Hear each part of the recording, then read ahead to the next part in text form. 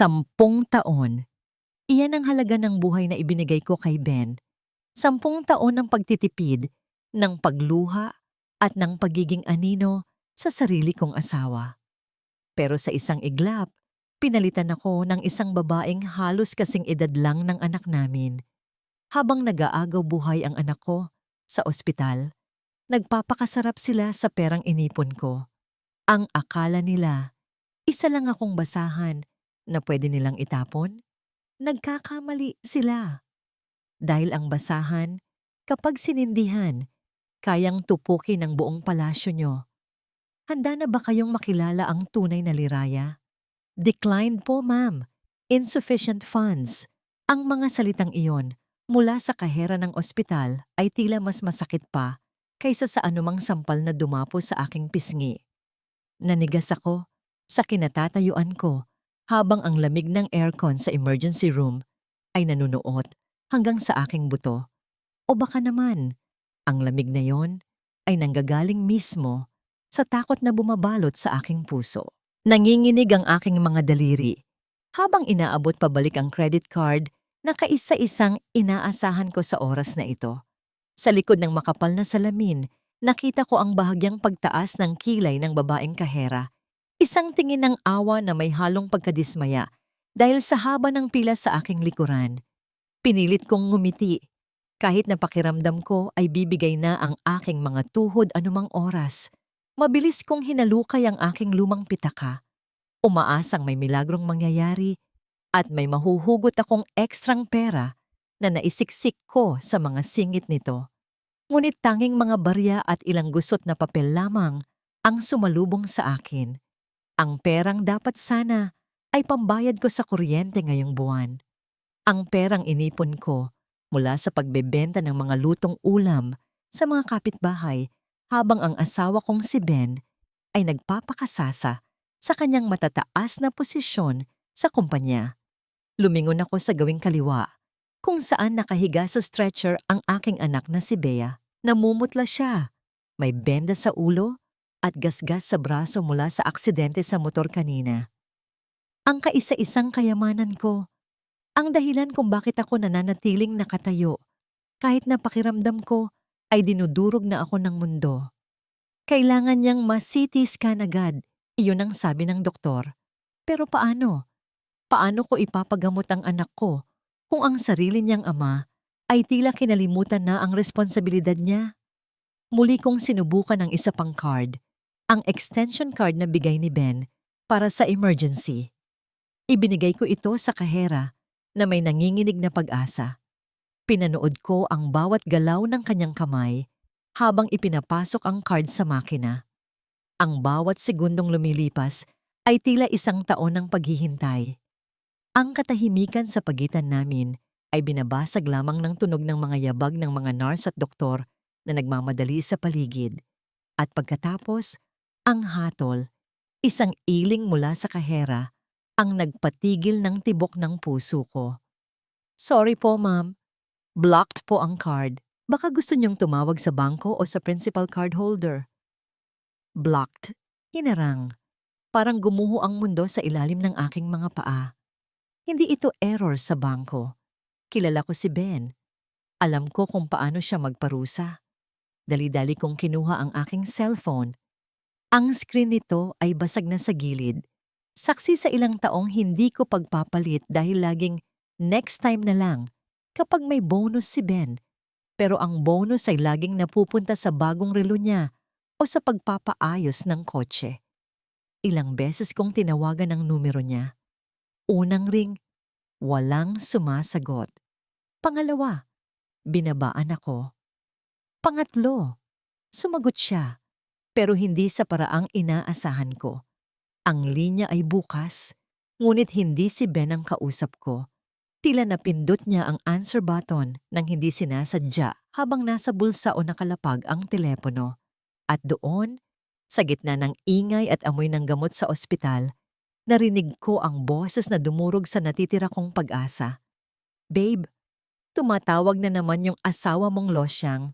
Ang kulit ha. Boses ng isang babae. Matinis, bata, at puno ng pangungutya. Ang tawa niya ay parang bubog na gumuguhit sa aking pandinig.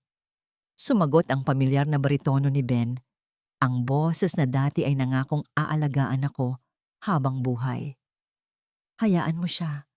Pinatigil ko na ang lahat ng cards niya kaninang umaga. Tignan natin kung hanggang saan ang tapang niya kapag wala na siyang pera. Masyado na siyang nagmamagaling sa bahay. Grabe ka naman. Paano kung emergency? Tanong ng babae, pero walang bahid ng pag-aalala kundi panunodyo. Emergency? Baka nag-iinarte lang yan para humingi ng pera, pambili ng kung ano-anong gamit sa kusina. Hayaan mo siyang magdusa. Wala naman siyang ibang mapupuntahan kundi ang bahay na to. She is nothing without me. At pagkatapos, naputol ang linya. Naiwan akong nakatayo doon. Hawak ang teleponong tila naging isang piraso ng mainit na bakal na pumapaso sa aking palad. Ang mga luha na kanina pa nagbabadyang pumatak ay biglang natuyo. Hindi dahil sa nawala ang sakit, kundi dahil sa tindi ng init ng galit na sumiklab sa aking dibdib. Ang asawa ko, ang ama ng anak ko, ay nagpapakasaya kasama ang ibang babae habang ang anak namin ay nasa panganib. At ang tingin niya sa akin, isang parasitiko, isang walang kwentang bagay na tinatanggalan ng karapatan kapag hindi sumusunod. Dahan-dahan kong ibinaba ang telepono.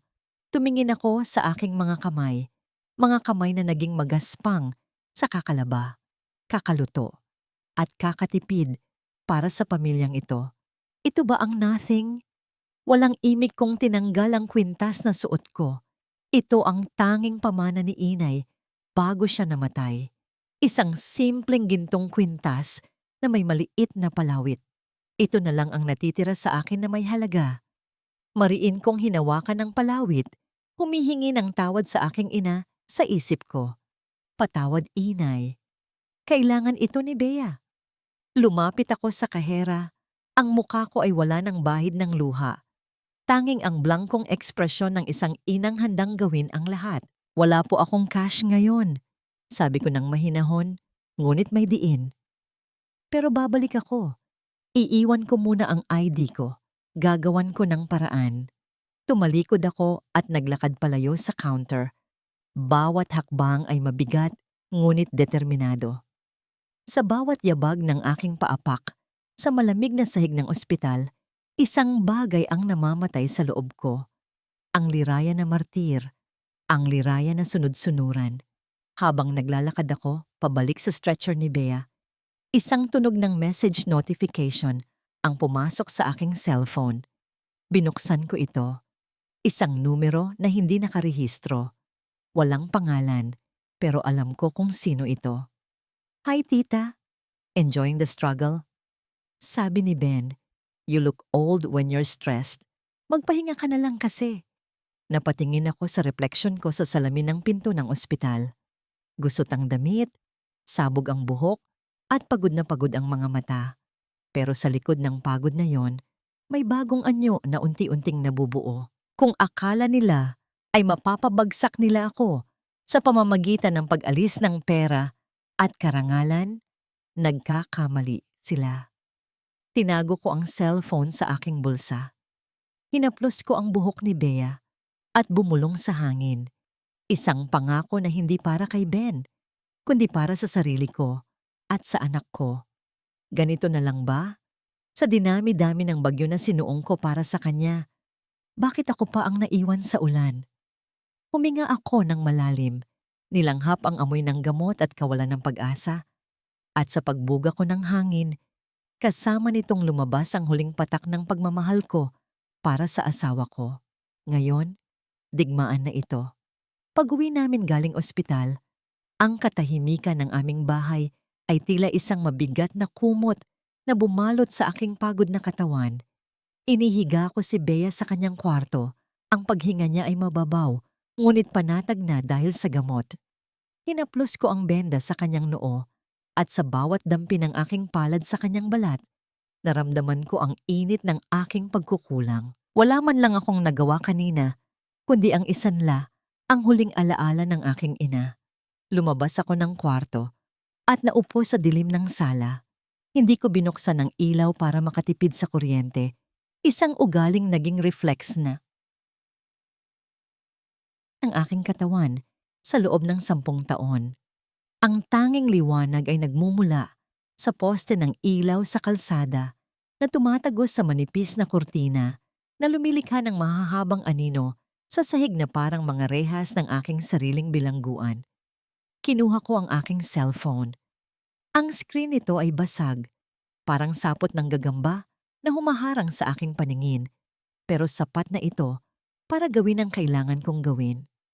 Ang numerong tumawag sa akin kanina, ang boses na tumawag kay Ben ng babe, ay nakaukit na sa aking isipan.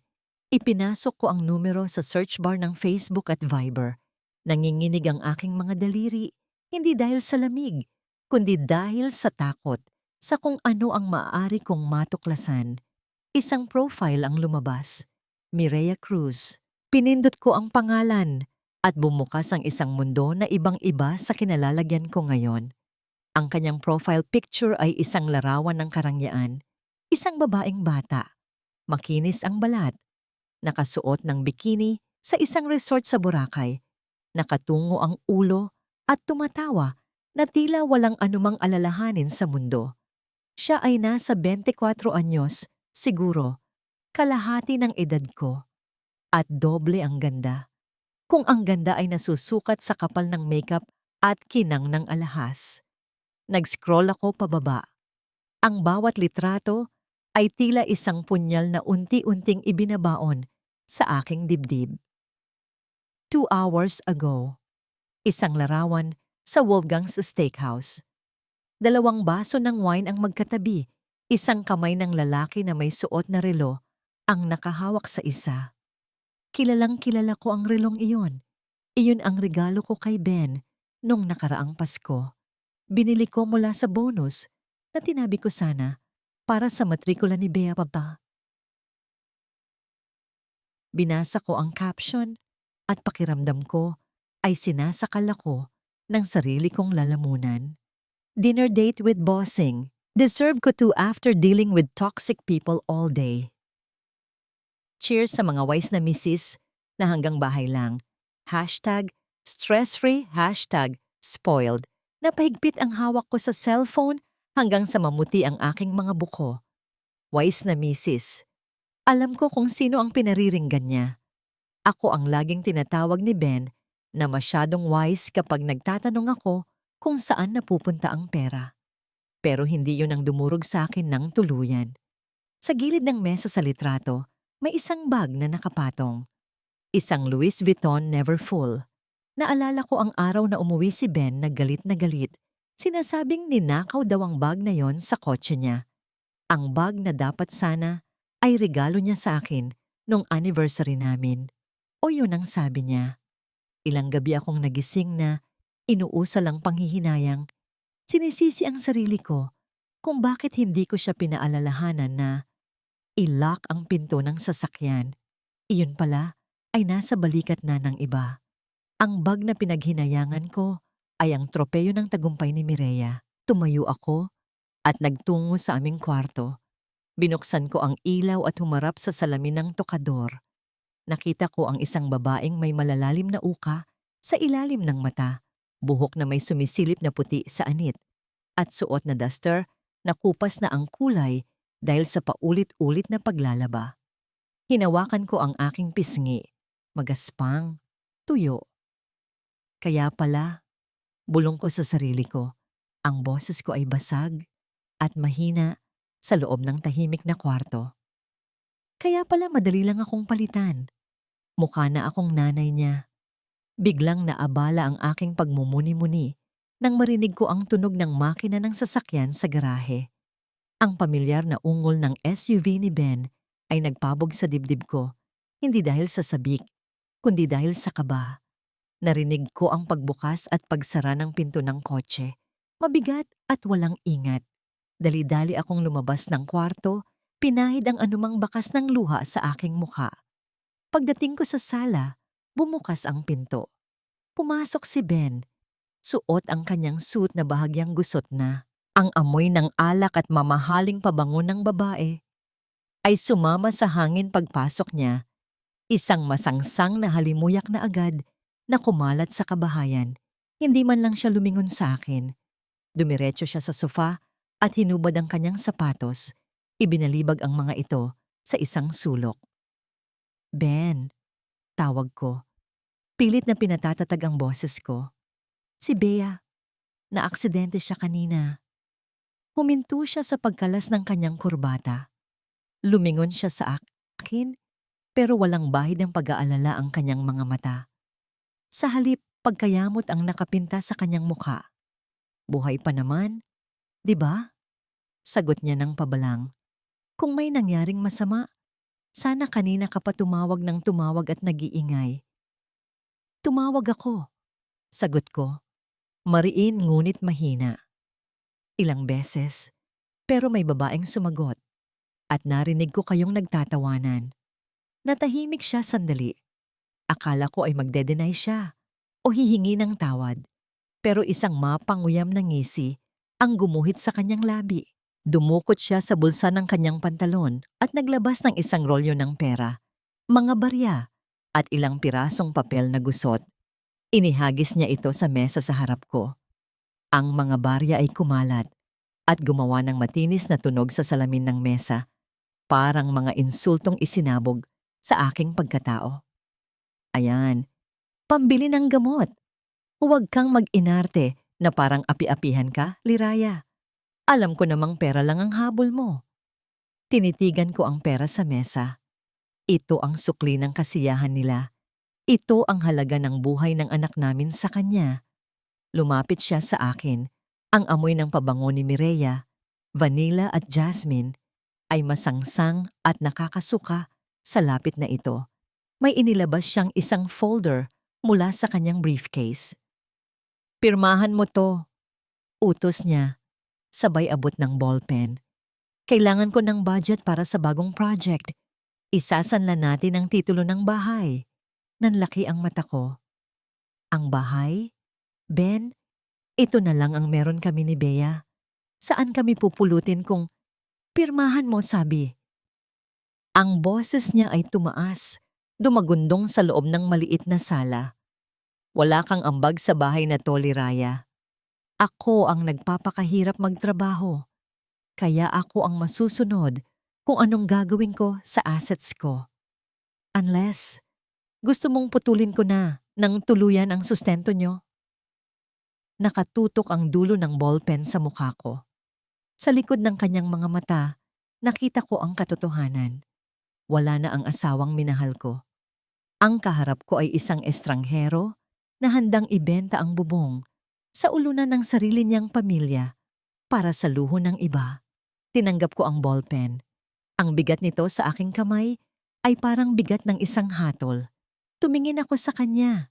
Sa kanyang leeg na may bahagyang bakas ng lipstick na hindi niya napunasan ng maayos. Sige, sabi ko. Ang boses ko ay halos hangin na lamang. Pipirma ako. Pero sa loob-loob ko, habang nakatitig sa blankong papel, isang ibang plano ang nagsisimulang mabuo. Kung gusto niyang maglaro ng apoy, ibibigay ko sa kanya ang impyerno. Nakatayo ako sa paanan ng nagtataasang gusali sa Ortigas kung saan naroon ang opisina ni Ben. Ang init ng tanghaling tapat ay tumatagos sa manipis kong blusa at ang pawis ay nagsisimulang tumulo sa aking sentido. Dati, ang pagpasok ko sa building na ito ay parang pag-uwi sa pangalawang tahanan. Binabati ako ng mga gwardiya ng may ngiti, pinagbubuksan ng pinto at tinatawag na Mrs. Alvarado. Pero ngayon, ibang-iba ang ihip ng hangin. Dala ko ang isang lumang paper babag na naglalaman ng paboritong kare-kare ni Ben. Alam kong galit siya at alam kong may iba na siya. Pero ito ang tanging paraan na alam ko para makapasok at malaman ang totoo. Isa pa, kailangan kong magpanggap na wala akong alam para maisagawa ang plano ko. Hahakbang na sana ako papasok sa glass door nang harangin ako ni Manong Guard. Hindi siya makatingin ng diretso sa aking mga mata. Ma'am Liraya, pasensya na po. Mahina niyang sabi, habang ang kanyang mga daliri ay mahigpit na nakahawak sa kanyang radyo. May bagong memo po kasi galing sa taas. Bawal na po kayong umakyat ng walang appointment. Strict instruction po mula sa opisina ni Sir Ben. Pakiramdam ko ay binuhusan ako ng malamig na tubig. Appointment? Sa opisina ng sarili kong atwa? 10 taon akong nagdadala ng pagkain dito. Ako pa nga ang namili ng mga kurtina sa conference room nila noon. Manong, asawa ako. Pilit kong giit, bagaman naramdaman ko na ang panginginig ng aking boses. Dadalhan ko lang siya ng tanghalian. Sorry po talaga ma'am, si Ma'am Mireya po kasi ang nagbaba ng utos. Baka po matanggal ako sa trabaho. Mireya, ang pangalang yon ay parang asido na unti-unting tumutunaw sa natitira kong dignidad. Tumango na lang ako ng dahan-dahan, ayaw ko nang ipahamak pa ang gwardiya na sumusunod lang sa utos. Tumalikod ako, bitbit ang mabigat na paper bag na ngayon ay tila kasing bigat ng mundo. Aalis na sana ako nang may humila sa laylayan ng aking damit. Paglingon ko, nakita ko si Ate Nena, ang head ng janitorial services na halos 2 dekada na sa kumpanya. Puti na ang kanyang buhok at kulubot na ang balat, pero ang kanyang mga mata ay puno ng malasakit. Sinenyasan niya akong sumunod sa kanya patungo sa likod ng gusali, sa loading dock kung saan itinatapon ang mga basura at idinadaan ang mga deliveries. Ang amoy ng nabubulok na pagkain at usok ng truck ay sumalubong sa akin. Napakalayo sa amoy ng aircon at pabango sa lobby.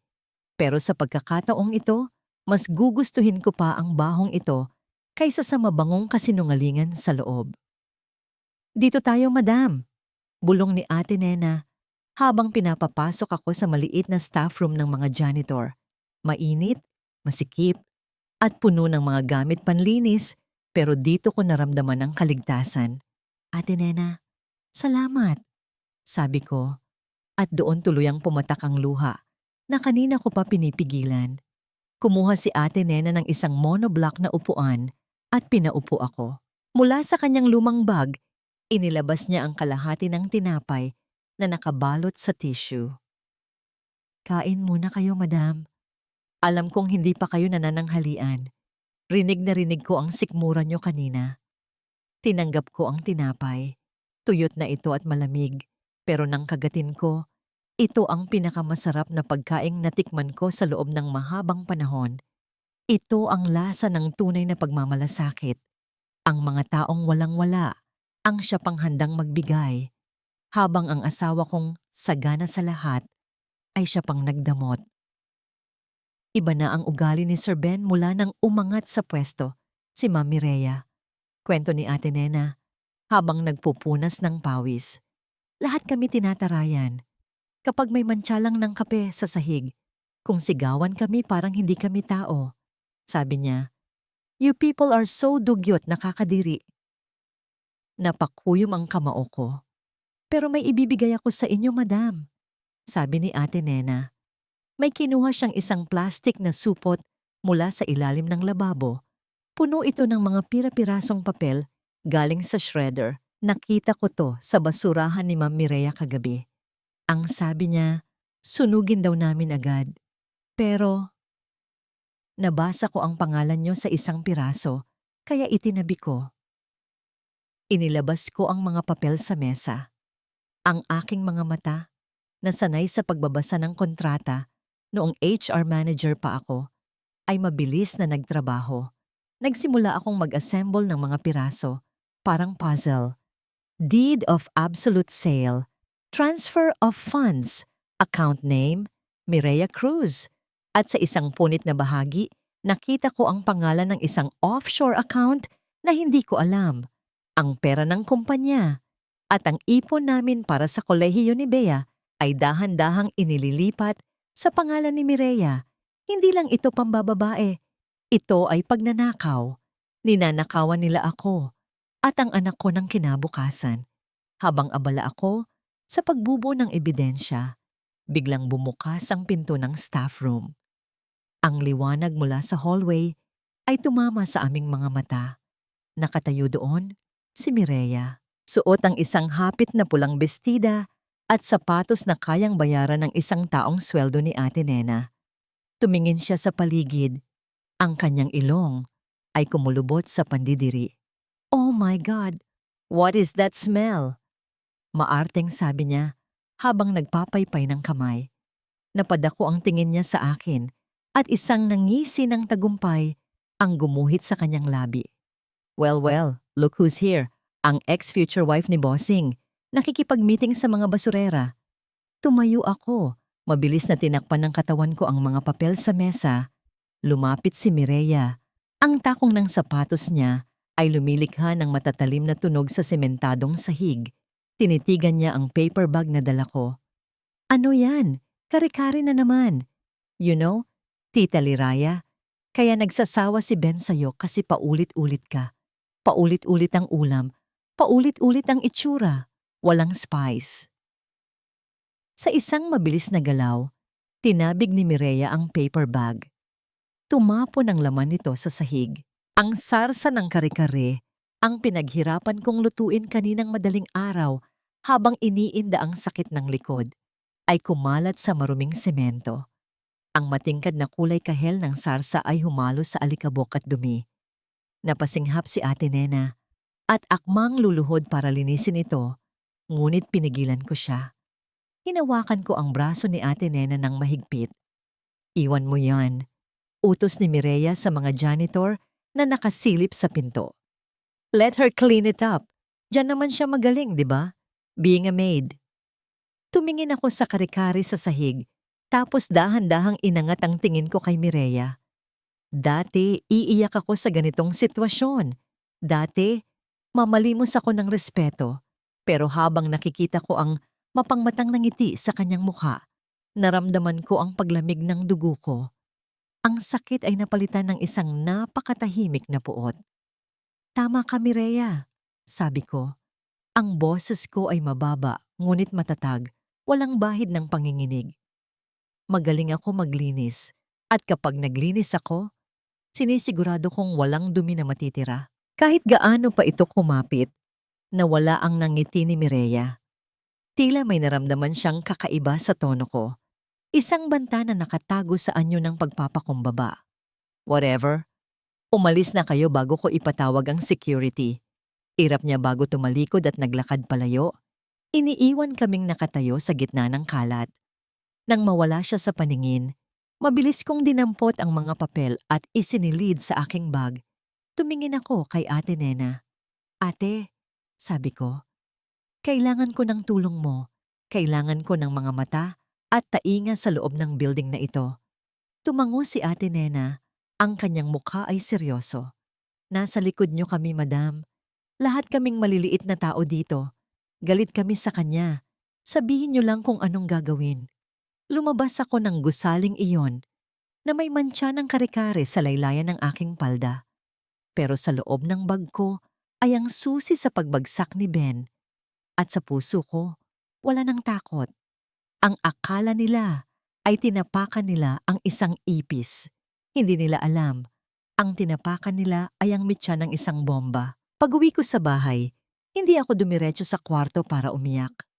Tapos na ang panahon ng pagluha. Ang mga luhang inilabas ko kanina sa harap ni Ate Nena at ang kahihiyang dinanas ko sa paanan ni Mireya ay naging gasolina na ngayon sa apoy na naglalagablab sa aking dibdib. Ang bahay na dati ay tila isang malungkot na libingan ng aking mga pangarap ay nagmistulang isang kampo kung saan ako maghahanda para sa digmaan. Dumiretso ako sa lumang kabinet sa ilalim ng hagdan, ang lugar kung saan nakatambak ang mga bagay na hindi na kailangan. Hinawi ko ang mga sapot ng gagamba at inalis ang mga lumang dyaryo hanggang sa mahawakan ng aking mga daliri ang isang bagay na pamilyar, isang makapal na kwaderno na may pabalat na balat ng baka. Ang konsotay ko o ang luma kong notebook. Hinipan ko ang makapal na alikabok na bumabalot dito. Ang mga butil ng alikabok ay sumayaw sa sinag ng araw na tumatagos sa bintana. Tila mga alaala ng nakaraan na pilit kong kinalimutan. Binuksan ko ito. Ang mga pahina ay naninilaw na. Ngunit ang tinta ng aking sulat kamay ay malinaw pa rin. Marketing Strategy for Vista Verde Project. Cost-cutting measures for Q3. Employee Retention Program. Binasa ko ang bawat pahina.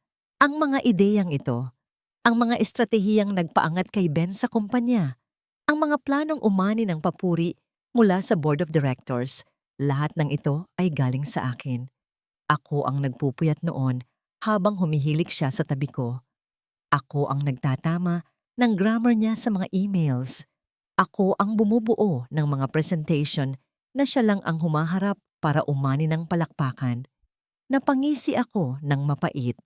Si Ben ay isang magandang sasakyan na walang makina. Ako ang makina.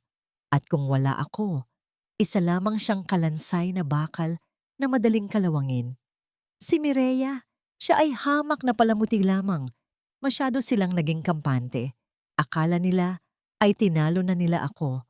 Pero ang totoo, hindi pa ako nagsisimulang maglaro. Kinuha ko ang telepono at tinawagan ng isang numerong matagal ko nang hindi dinadiyal. Ang tunog ng ringtone sa kabilang linya ay parang tibok ng puso ko. Mabilis, desidido. Attorney Rafael Ilagan speaking. Sagot ng isang baritonong boses, formal at seryoso. Raf, bati ko. Si Liraya to. Nagkaroon ng sandaling katahimikan sa kabilang linya. Tila gulat siya sa biglaang pagtawag ko matapos ang ilang taong pananahimik. Liraya, Diyos ko, ang tagal na. Kumusta ka? May problema ba? May kailangan akong ipagawa sa iyo, Raf. Isang dokumento. Diretsahan kong sagot. Wala nang paligoy-ligoy. Deed of Donation at Trust Fund Agreement. Gusto kong ilipat ang lahat ng karapatan sa assets na nakapangalan sa akin papunta kay Bea. Pero ako ang trustee hanggang sa mag-21 siya. At kailangan ko ng isa pang dokumento. Isang pekeng sangla na kamukhang-kamukha ng orihinal. Naramdaman ko ang pagtataka sa kanyang paghinga sa kabilang linya. Liraya, delikado ang gagawin mo, Vince. Anong nangyayari? Ipapaliwanag ko sa iyo lahat kapag nagkita tayo. Pero sa ngayon, kailangan kong malaman kung kakampi pa rin ba kita. Alam mo naman ang sagot dyan. Malumanay niyang tugon. Mula noong college, ikaw ang mas magaling sa atin. Kung ano man ang plano mo, tutulong ako. Ibinaba ko ang telepono at humarap sa salamin. Nakita ko ang refleksyon ng isang babaeng pinabayaan ng sarili. Ang mga uban na sumisilip sa aking buhok, ang balat na natuyo sa kakapalan ng problema, at ang mga damit na amoy luma. Hindi na pwedeng ito. Pumasok ako sa banyo bitbit ang isang kahon ng hair dye na binili ko pa noong nakaraang taon pero hindi ko magamit-gamit dahil laging sinasabi ni Ben na sengbinang sa oras. Hinalo ko ang chemical. Ang matapang na amoy nito ay sumusunog sa aking ilong pero tiniis ko ito. Pinahiran ko ang bawat hibla ng aking buhok, tinatakpan ang mga palatandaan ng aking pagtanda at pagpapabaya. Pagkatapos maligo, nagsuot ako ng isang malinis na blusa at slacks. Hindi ito bago, pero inilabas ko ang plansa at pinadaan ito ng paulit-ulit sa tela hanggang sa mawala ang bawat gusot. Ang init ng plansa ay tila tumutunaw din sa mga gusot ng aking pagkatao. Naglagay ako ng kaunting lipstick, isang mapusyaw na pula na matagal nang natutulog sa aking kit. Nang tignan ko ulit ang sarili ko sa salamin, hindi na ang losyang na asawa ang nakita ko. Nakita ko ang dating Liraya, ang babaeng matalino, matapang, at kayang patakbuhin ang mundo kung gugustuhin niya. Pumasok ako sa kwarto ni Bea. Mahimbing pa rin ang tulog niya. Umupo ako sa gilid ng kama at hinawakan ang kanyang kamay. Ang init ng kanyang palad ang nagpaalala sa akin kung bakit ko ito ginagawa. Anak, bulong ko sa hangin. Patawarin mo si Mama kung naging mahina ako noon. Pero pangako, babawiin ko ang lahat. Kahit maging demonyo pa ako sa paningin ng ama mo, gagawin ko. Para lang maging anghel ang kinabukasan mo. Ang katahimikan ng gabi, ay binasag ng tunog ng pagbukas ng gate. Nandyan na siya. Bumaba ako sa kusina. Sa halip na magmukmok sa dilim gaya ng inaasahan niya, binuksan ko ang lahat ng ilaw. Ang amoy ng nilulutong adobo ay pumuno sa buong bahay. Ang paborito niyang ulam, ang amoy ng tahanan na pilit niyang winawasak. Pagpasok ni Ben, natigilan siya sa may pintuan. Ang kanyang mga mata ay nanlaki nang makita ako. Inaasahan niyang madadatnan akong umiiyak, humihingi ng awa o nagmamakaawa. Pero nakita niya akong nakatayo sa harap ng mesa, maayos ang buhok, disente ang suot, at may nakahaing mainit na hapunan. Ang pagkalito ay rumehistro sa kanyang mukha, na agad na palitan ng hinala. Anong nangyayari dito? Tanong ni niya. Ang boses ay may hahahihan din daw, may halong iritasyon at pagdududa. Bakit bihis na bihis ka? At bakit ang saya-saya mo yata? Lumapit ako sa kanya. Hindi ako yumuko. Tinitigan ko siya sa mata at sa unang pagkakataon, nakita kong siya ang unang umiwas ng tingin. Naisip ko lang ang sinabi mo kanina, Ben. Sagot ko ng mahinahon habang inaabot sa kanya ang isang baso ng tubig.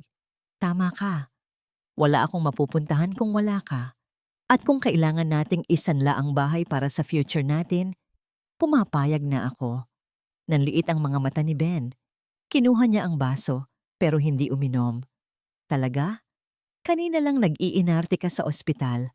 Anong nakain mo? Narealize ko lang na ayaw kong masira ang pamilya natin. Pagsisinungaling ko.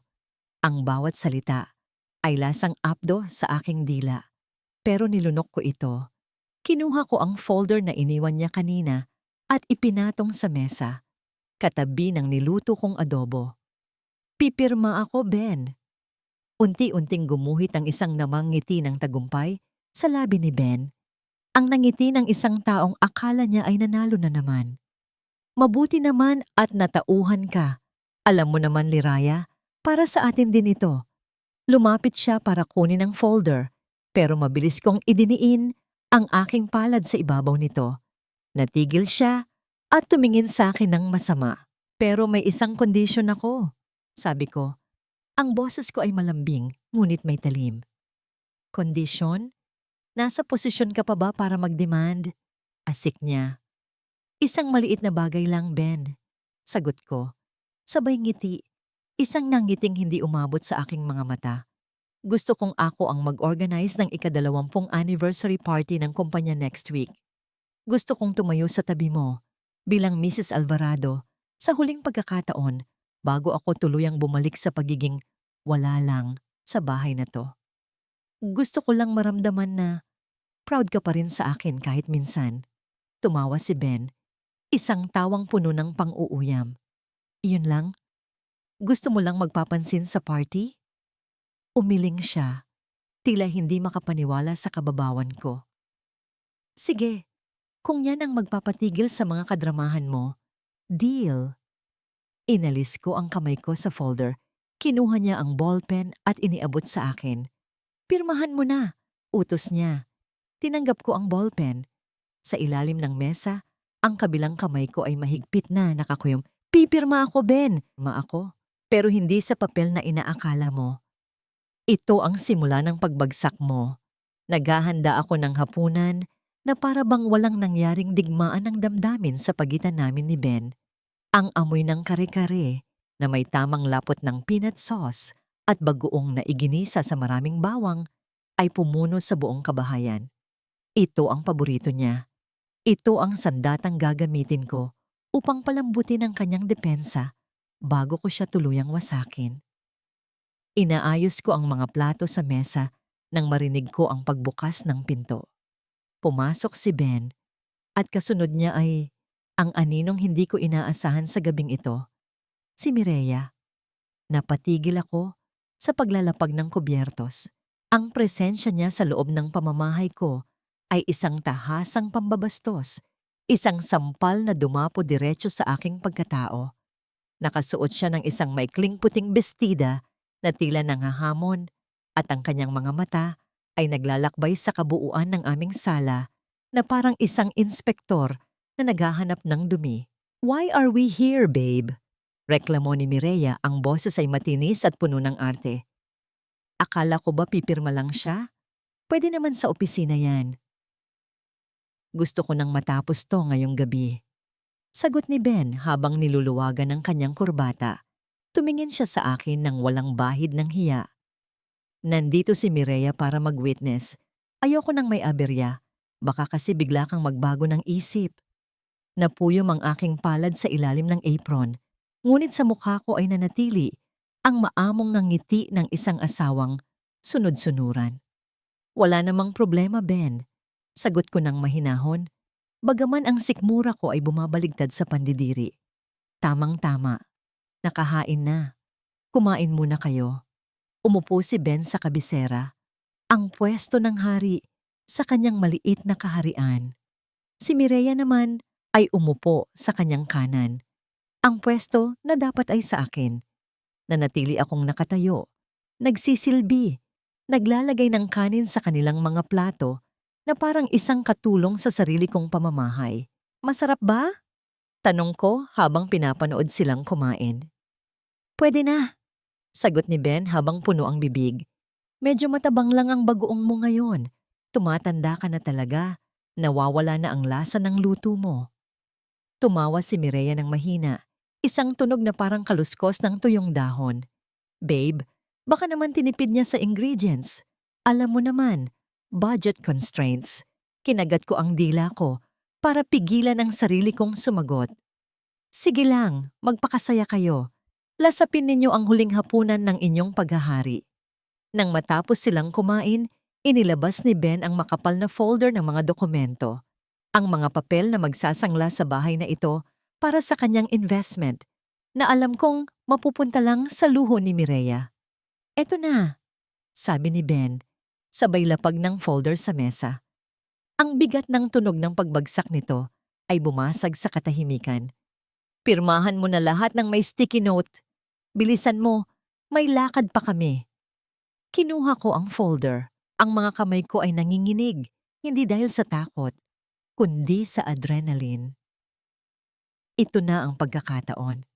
"Sandali lang, kukunin ko lang ang reading glasses ko sa kwarto." Paalam ko. Dali-dali akong umakyat sa taas. Sa loob ng kwarto, mabilis kong kinuha ang folder na inihanda ni Attorney Rafael. Ang mga dokumento ay halos magkapareho ng font at layout sa mga papel ni Ben. Ang pagkakaiba lang, ang nilalaman nito ay hindi pagsasangla, kundi ang deed of absolute donation ng lahat ng shares ni Ben sa kumpanya papunta sa trust fund ni Bea. Bumaba ako na bitbit ang salamin at ang mga papel na maingat kong isiningit sa ilalim ng pile. Bumalik ako sa mesa. Si Ben ay abala sa pagtitingin sa kanyang cellphone habang si Mireya ay naglalagay ng lipstick gamit ang kutsara bilang salamin. Masyado silang kampante. Masyado silang bilib sa kanilang sarili na hindi nila naisip na ang tangang asawa ay may sariling laro. "Ang dami naman nito, Ben." Reklamo ko, nagkukunwaring nalilito habang binubuklat ang mga pahina. "Standard procedure yan, Liraya. Huwag ka nang magtanong. Just sign." Utos niya nang hindi tumitingin. Sinimulan kong pirmahan ang mga unang pahina, ang mga tunay na dokumento ng pagsasangla. Kailangan kong pirmahan ang mga ito para maniwala silang sumusunod ako. Pero habang papalapit ako sa gitna, kung saan naroroon ang dokumentong inihanda ko, bumilis ang tibok ng puso ko. Ang bawat pintig sa aking dibdib ay parang dagundong ng tambol sa aking tainga. "Teka," biglang sabi ni Mireya. Natigil ang kamay ko sa ere. Tinitigan ko ang dulo ng ballpen na nakadikit sa papel. Ang dugo ko ay tila naging yelo. Inagaw ni Mireya ang folder mula sa akin. "Bakit parang ang kapal naman yata ng mga attachments? Let me check." Ang mundo ko ay tila huminto sa pag-ikot. Pinanood ko ang mga daliri ni Mireya, ang mga daliring may mahahabang pulang kuko, habang binubuklat niya ang mga pahina. Ang kanyang mga mata ay naniningkit sa hinala. Mas matalino siya kaysa sa inaakala ko. Kung mababasa niya ang pamagat ng dokumentong nasa gitna, tapos na ang lahat. Tapos na kami ni Bea. "Baby, tignan mo to," sabi ni Mireya. Itinuturo ang isang pahina. Akmang titingin si Ben nang biglang umilaw ang cellphone niya ni Saya sa ibabaw ng mesa. Ang screen ay nagliwanag, nagpapakita ng isang notification. Ito na, ang lifeline na inihanda ni Rafael. Agad na dinampot ni Ben ang cellphone. Nanlaki ang kanyang mga mata. Yes! Pumasok na ang down payment ng client sa offshore account. Mireya, tignan mo! 5 million pesos! Nawala ang atensyon ni Mireya sa mga papel. Agad siyang kumapit sa braso ni Ben. Ang kanyang mga mata ay kumikislap sa kasakiman. Talaga, babe? Oh my God! Shopping tayo bukas. Oo, pero kailangan nating ma-clear ang mortgage ngayon para mailabas ang remaining balance, sabi ni Ben. Ang boses ay nanginginig sa excitement. Binalik niya ang tingin sa akin. Ang mukha ay puno ng pagmamadali. Liraya, ano ba? Pirma na. Naghihintay ang bangko. Ibinato pabalik ni Mireya ang folder sa harap ko. Hindi na pinansin ang pahinang dapat sana ay babasahin niya. Ang kasakiman ay bumulag sa kanyang pagdududa.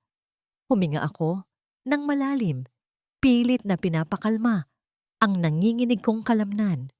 Kinuha ko muli ang ballpen. Sa pagkakataong ito, hindi na ako nag-atubili. Pirma. Lipat ng pahina. Pirma.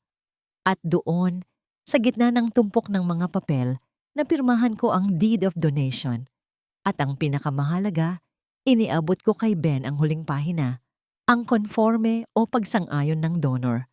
Kailangan mo rin pirmahan to, Ben, bilang head of the family, sabi ko. Ginagamit ang kanyang ego laban sa kanya. Dahil sa pagmamadali at kalasingan sa tagumpay ng perang pumasok, hindi na nagbasa si Ben. Hinablot niya ang ballpen at mabilis na iginuhit ang kanyang lagda. Ang tinta ng ballpen na gumuguhit sa papel ay tila musika sa aking pandinig. Ito ang tunog ng kanyang pagbagsak. Ayan, tapos na. Sigaw ni Ben habang isinasara ang folder. Tumayo siya agad, ni hindi man nang nagpasalamat. Tara na, Mireya. Let's celebrate. Tumayo na rin si Mireya. Isinukbit ang kanyang bag at tinapunan ako ng huling tingin ng pangungutya. Bye, tita. Thanks for the dinner. Medyo matabang nga pero pwede na sa mga katulad mong walang choice. Pinanood ko silang lumabas ng pinto. Ang tunog ng pagsara nito ay parang senyales ng pagtatapos ng unang yugto ng aking plano. Nang makaalis ang sasakyan nila, napaupo ako sa sahig. Ang tuhod ko ay bumigay, hindi sa hina, kundi sa bigat ng tensyon na biglang nawala. Nanginginig ang buong katawan ko at unti-unting gumuhit ang isang ngiti sa aking mga labi. Isang ngiti na nagsimula sa gilid ng aking bibig hanggang sa maging isang tahimik na halakhak. Nakuha na nila ang folder, pero ang hindi nila alam, hawak ko ang kopya ng notaryo na pinirmahan din ni Ben nang hindi niya namamalayan kanina.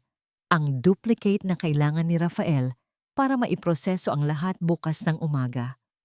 Tumingin ako sa tirang kare-kare sa mesa. Kumuha ako ng kutsara at sumubo. Hindi matabang.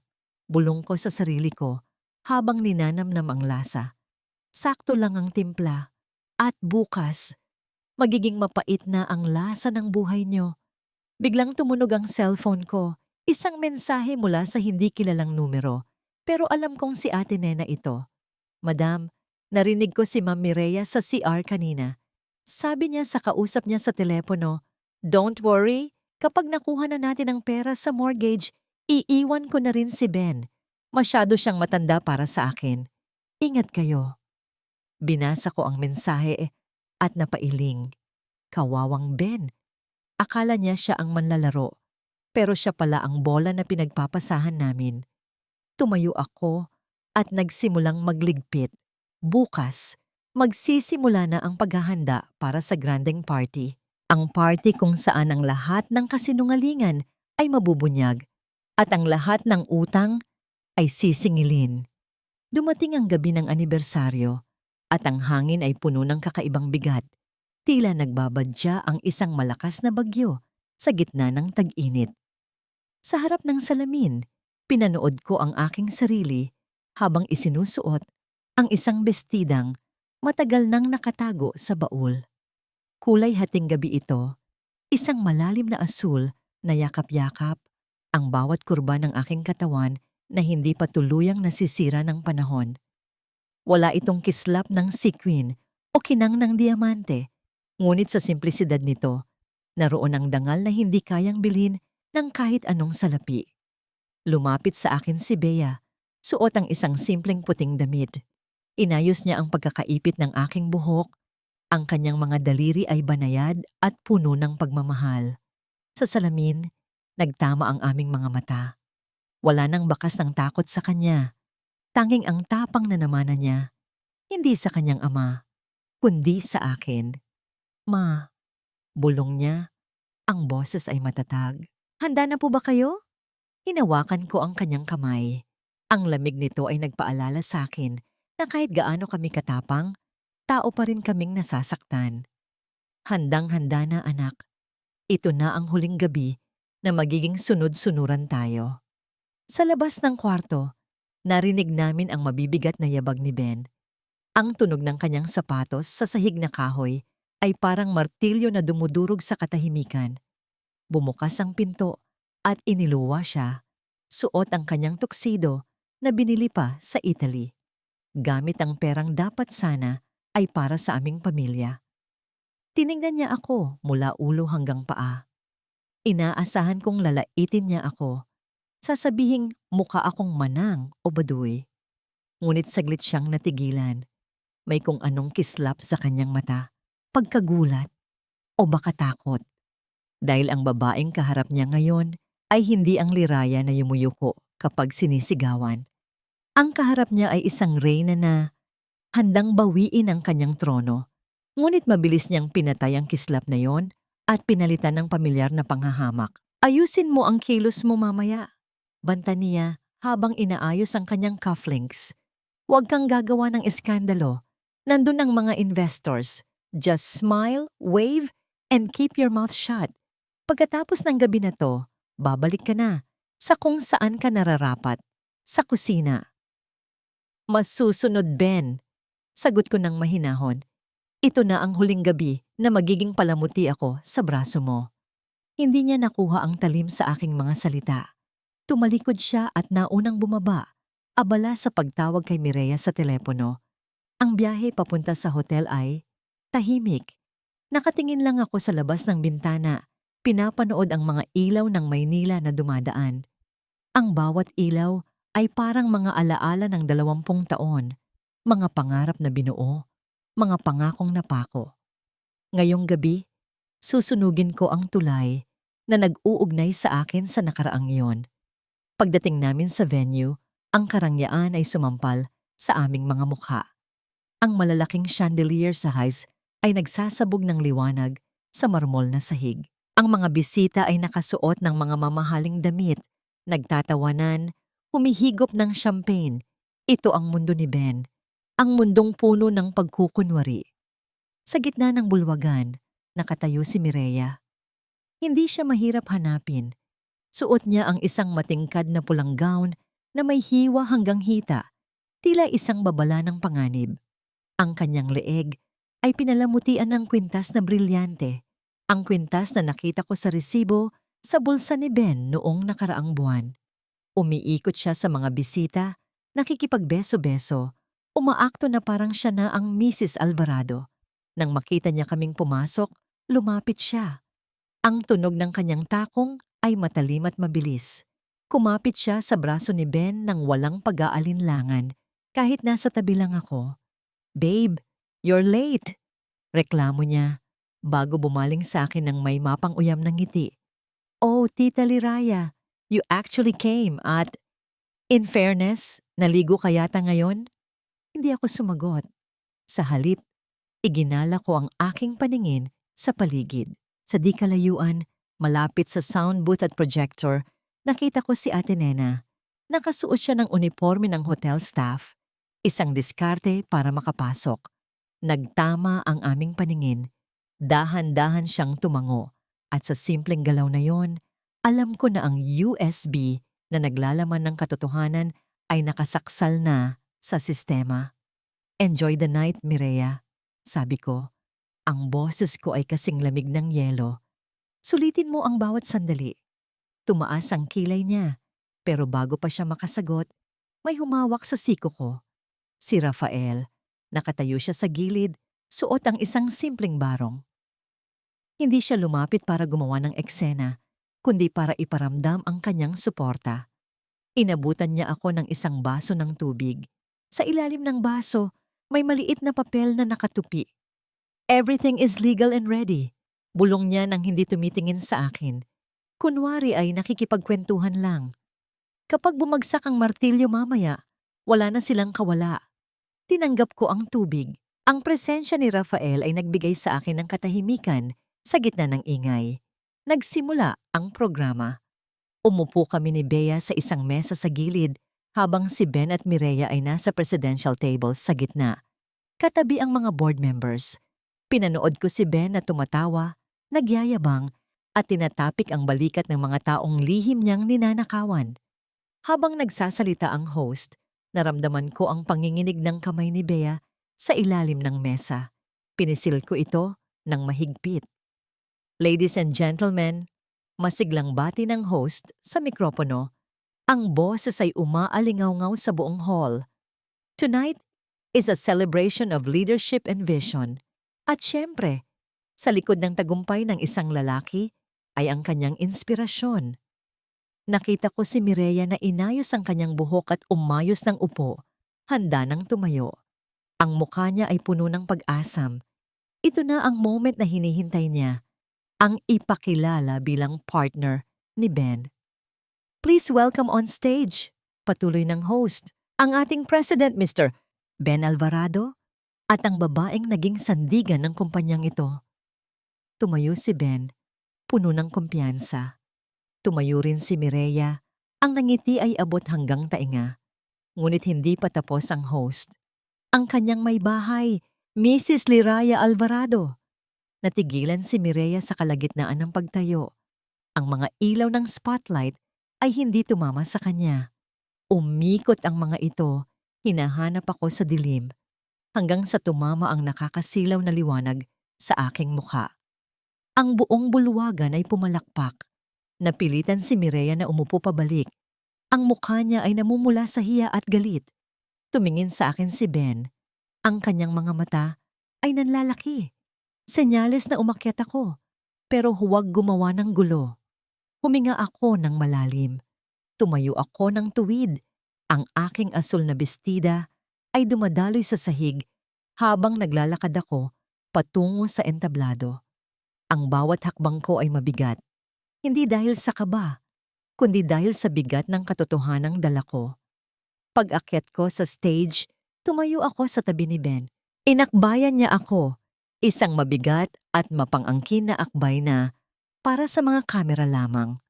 Ngumiti ka, bulong niya sa akin ng madiin habang kumakaway sa mga tao. Kinuha ko ang mikropono mula sa host. Tumingin ako sa dagat ng mga mukha sa ibaba, sa mga empleyadong niloko, sa mga investors na pinagkakitaan, at kay Mireya na nakatingin sa akin ng masama mula sa baba. Magandang gabi sa inyong lahat, panimula ko. Ang boses ko ay hindi nanginginig. Ito ang boses ng Liraya na dating humaharap sa boardroom. Sabi nila, ang pagsasama ay parang isang sayaw. Kailangan ng tiwala, kailangan ng katapatan. Pero paano kung ang kasayaw mo ay matagal na palang tumatapak sa iyong mga paa? Naramdaman ko ang paghigpit ng hawak ni Ben sa bewang ko. Anong pinagsasabi mo? Gigil na bulong niya. Tumingin ako kay Ben. Sa mga mata niyang puno ng takot, nakita ko ang pagtatapos ng aming kwento. Ben! Sabi ko sa mikropono, sapat para marinig ng lahat. Tapos na ang musika. Oras na para buksan ang mga ilaw. Itinaas ko ang aking kamay. Senyales kay Ate Nena. Sa likod namin, ang higanting LED screen na dapat sana ay magpapakita ng ABP ng kumpanya ay biglang nag-iba ng imahe. Sa halip na ang inaasahang formal na video presentation tungkol sa tagumpay ng kumpanya, ang malaking LED screen sa aming likuran ay nagliwanag ng isang maruming puti. Ang tunog ng static ay umalingaw-ngaw sa buong bulwagan, isang matinis na hudyat na pumunit sa manipis na belo ng katahimikan. Ilang sandali pa, lumabas ang isang malinaw na video footage, kuha mula sa loob mismo ng opisina ni Ben. Narinig ko ang sabay-sabay na pagsinghap ng daan-daang bisita. Ang hangin sa loob ng ballroom ay biglang naging mabigat. Tila hinigop ng video ang lahat ng oxygen sa silid. Sa screen, kitang-kita si Ben at Mireya. Nakaupo si Mireya sa ibabaw ng mahogany desk ni Ben, habang si Ben ay nakatayo sa pagitan ng mga hita nito, hawak ang isang baso ng alak. Hindi ito bastos na eksena ng pagtatalik, kundi isang mas masahol na uri ng kahalayan, ang kahalayan ng kasakiman. Ang dali talagang utuin ng board, no babe? Rinig na rinig ang boses ni Mireya sa dekalidad na sound system ng hotel. Humahalakhak siya habang winawagayway ang isang dokumento. Akala nila, mapupunta sa expansion yung budget. Di nila alam, nasa offshore account na natin sa Cayman.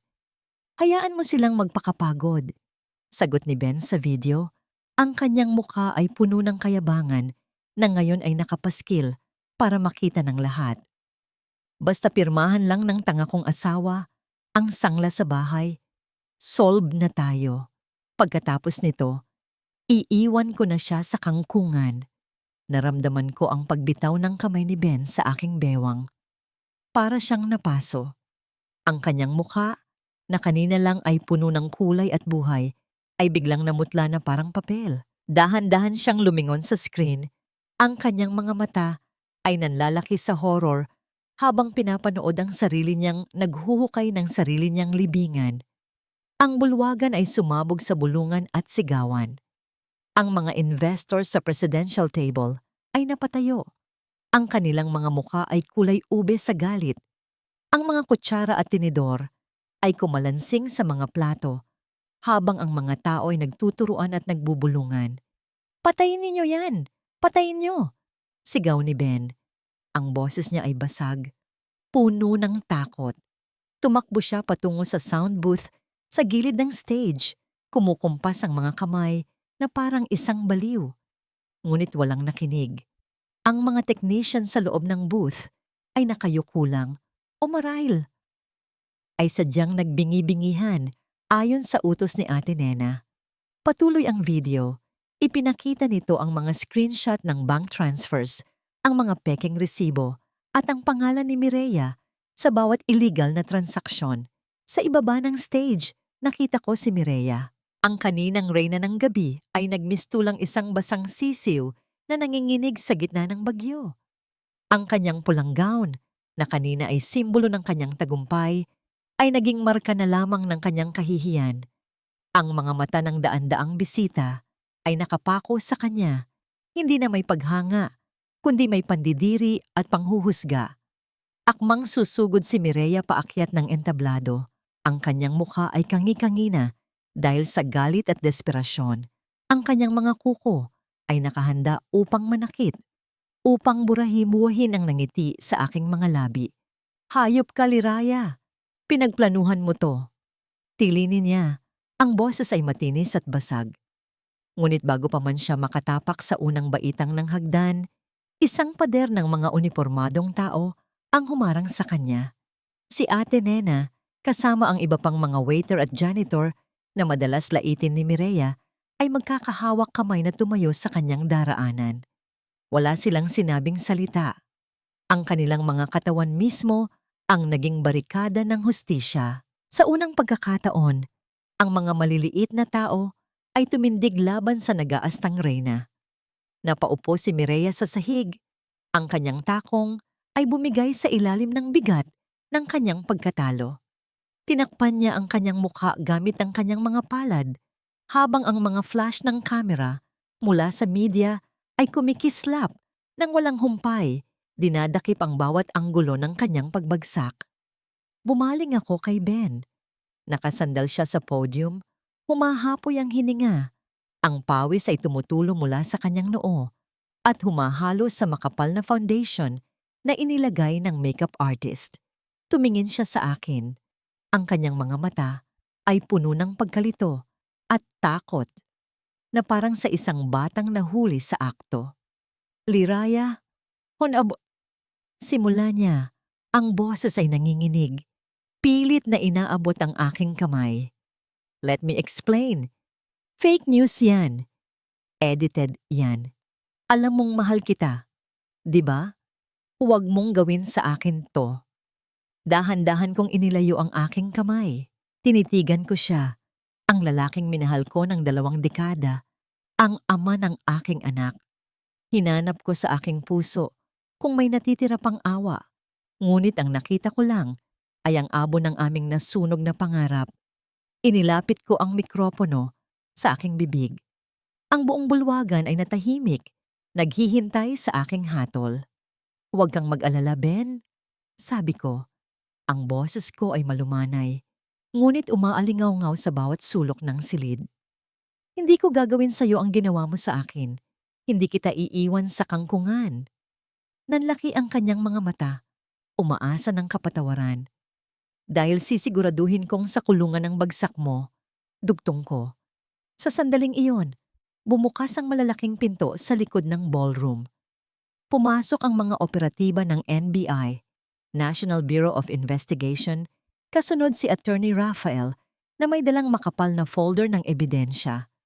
Ang seryosong mukha ng mga otoridad ay nagpatahimik sa mga bulungan. Nilapitan nila si Ben sa entablado. Wala nang nagawa ang aking asawa, kundi ang ibaba ang kanyang ulo habang binabasa sa kanya ang kanyang mga karapatan. Mr. Benedicto Alvarado, you are under arrest for qualified theft, estafa, and falsification of public documents. Nang maramdaman ni Ben ang lamig ng posas na dumapo sa kanyang mga pulso, tila nawalan ng buto ang kanyang mga tuhod. Napaluhod siya sa harap ko. Hindi ito pagluhod ng pagsisisi, kundi pagluhod ng isang taong nawalan ng lahat ng lakas. Yumuko ako para magpantay ang aming mga mukha. Gusto kong makita niya ang huling mensahe sa aking mga mata. Bakit? Bulong niya. Ang luha ay nagsisimulang pumatak sa kanyang pisngi. Bakit mo ako sinira ng ganito? I gave you a life, Liraya. Umiling ako ng marahan. No, Ben, you gave me a cage. And tonight, I set myself free. May inilabas akong isang maliit na papel mula sa aking purse.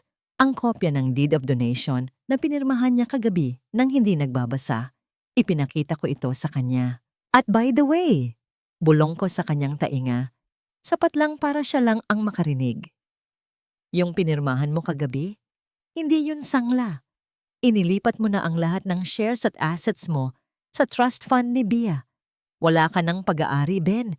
Kahit ang suit na suot mo, sa anak mo na yan. Ang reaksyon sa mukha ni Ben ay hindi maipinta. Ang pinaghalong galit, gulat at pagsisisi ay nag-aagawan sa kanyang ekspresyon. Nais niyang sumigaw, nais niyang magwala, ngunit hinihila na siya ng mga ahente pababa ng entablado. Pinanood ko silang ilabas siya ng bulwagan, kasunod si Mireya na ngayon ay nagwawala at sinisigawan ang mga pulis. Ang power couple na pinangarap nilang maging ay naging pangunahing balita ng iskandalo.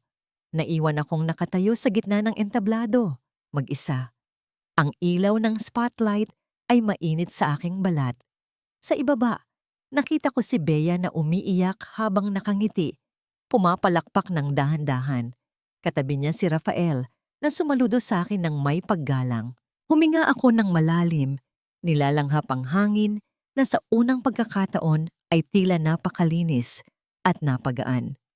Wala na ang bigat sa aking dibdib, wala na ang takot sa bukas. Tumingin ako sa audience na ngayon ay nakatayo na at nagbibigay ng palakpak, hindi para sa kumpanya, kundi para sa katotohanan. Ibinaba ko ang mikropono sa podium. Ang tunog ng paglapat nito sa kahoy ay hudyat ng pagtatapos ng aking pagpapanggap. Tumalikod ako at naglakad pababa ng hagdan. Hindi ako lumingon. Ang liraya na umakyat kanina ay iba na sa liraya na bumababa ngayon. Ang asawa ay namatay na sa gabing ito. Ang ipinanganak ay ang babaeng nagmamay-ari na ng kanyang sariling pangalan. Ang katahimikan na bumalot sa bulwagan matapos ilabas ng mga ahente si Ben ay tila katahimikan ng isang libingan. Wala ng musika, wala ng palakpakan. Tanging ang mabibigat na hininga ng mga taong hindi pa rin makapaniwala sa kanilang nasaksihan. Ang entablado na kanina lamang ay trono ng isang hari. Ngayon ay walang laman, kundi ang anino ng isang imperyong gumuho dahil sa kasakiman. Dahan-dahan akong bumaba ng hagdan, ang bawat hakbang ay may kasamang pagbitaw sa bigat na matagal kong dinala. Sinalubong ako ni Bea. Ang kanyang mga mata ay namamaga sa luha, ngunit nagniningning sa saya.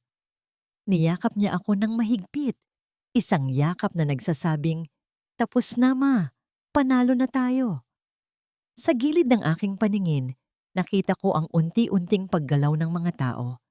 Hindi sila nakatingin sa akin, kundi sa isang sulok kung saan naroon si Mireya. Nakaupo pa rin siya sa sahig. Ang kanyang pulang gown ay gusot na at ang kanyang make-up ay kumalat dahil sa yak. Sinubukan niyang tumayo. Pilit na inaayos ang kanyang sarili upang makatakas. Ngunit huli na ang lahat. Napaligiran siya ng mga asawa ng mga board members, mga babaeng kilala sa lipunan, mga donya na may matataas na noo at mas matataas na pamantayan pagdating sa moralidad. Para sa kanila, si Mireya ay hindi lamang isang kabit. Siya ay simbolo ng lahat ng kinatatakutan nilang sumira sa kanilang mga pamilya. "Aalis ka na agad, Hija?" Tanong ng isa sa mga ginang, ang asawa ng chairman. Ang boses niya ay matamis ngunit may lason. "Hindi mo ba tatapusin ang party? Di ba ikaw ang star of the night?" "Excuse me, padaanin niyo ako." Mataray na sagot ni Mireya bagaman nanginginig ang kanyang boses. "Wala kayong karapatang harangin ako. I will sue all of you." "Sue?" Tumawa ang ginang. "Gamit ang anong pera? Ang nakaw na yaman ni Ben? Freeze na ang lahat ng accounts niya ngayon pa lang." Sa gitna ng tensyon, isang baso ng red wine ang hindi sinasadyang nabitawan ng isa pang ginang. Ang pulang likido ay tumapon sa mamahaling bestida ni Mireya. Kumalat ito sa kanyang dibdib na parang mantsa ng dugo. "Oops, sorry?" Sabi ng ginang nang walang bahid ng pagsisisi. Nadulas ako. "Pero bagay naman sa'yo ang mantsa. It matches your reputation." Narinig ko ang mahinang tawanan ng mga nakapaligid.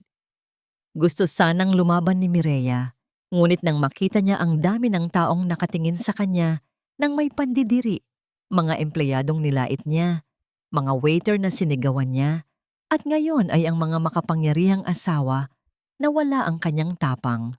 Yumuko siya, tinakpan ang mukha ng kanyang bag, at tumakbo palabas ng exit na parang isang daga na naghahanap ng lungga. Hindi ako nakaramdam ng awa, pero hindi rin ako nakaramdam ng kasiyahan sa kanyang kahihiyan. Para sa akin, wala na siya. Isa na lang siyang masamang panaginip na nagising na ako. Lumapit sa amin si Rafael, inaayos ang kanyang salamin. Inabot niya sa akin ang isang folder. "Confirmed na, Liraya." Balita niya, ang tono ay propesyonal, ngunit may halong pagmamalaki. Nasa kustodya na ng NBI si Ben. At dahil sa deed of donation na pinirmahan niya, technically, wala siyang pambayad sa magaling na abogado. Unless kumuha siya sa public attorney's office. Napangiti ako ng mapait. Ang lalaking mahilig sa branded na damit at first class na serbisyo, ngayon ay aasa sa libreng serbisyo ng gobyerno. Ito ang tunay na hustisya. "Salamat, Raf," sabi ko. "Hindi ko alam kung paano kita mababayaran." Hinawakan niya ang balikat ko ng saglit. "Nakabayad ka na, Liraya, nung makita kitang tumayo sa stage kanina. That was priceless. You reclaim your life. Iyon lang. Sapat na. Naglakad kami palabas ng hotel. Sa lobby, nakahilera ang mga staff ng hotel, ang mga janitor, waiter, at guard. Sa gitna nila ay si Ate Nena. Nang makita nila ako, sabay-sabay silang yumuko, hindi bilang pagbati sa isang guest, kundi pagpupugay sa isang kasamahan sa laban. Lumapit sa akin si Ate Nena. Ang mga mata niya ay nangingilid ang luha. "Madam," bati niya. Ang boses ay garalgal.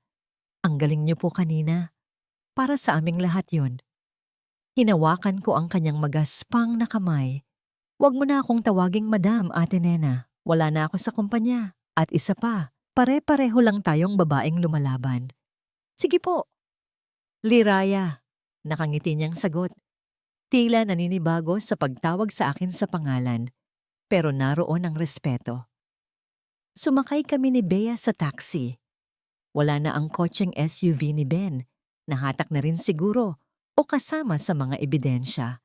Pero sa loob ng luma at maingay na taxi, naramdaman ko ang katahimikan na hindi ko naramdaman sa loob ng luxury car. Sumandal si Bea sa balikat ko. Anong gagawin natin bukas?" Hinaplos ko ang kanyang buhok. "Bukas, mag-a-apply ako ng trabaho. Mag-aaral ka ng mabuti at kakain tayo ng agahan na walang halong pait." "Wala na tayong pera," paalala niya.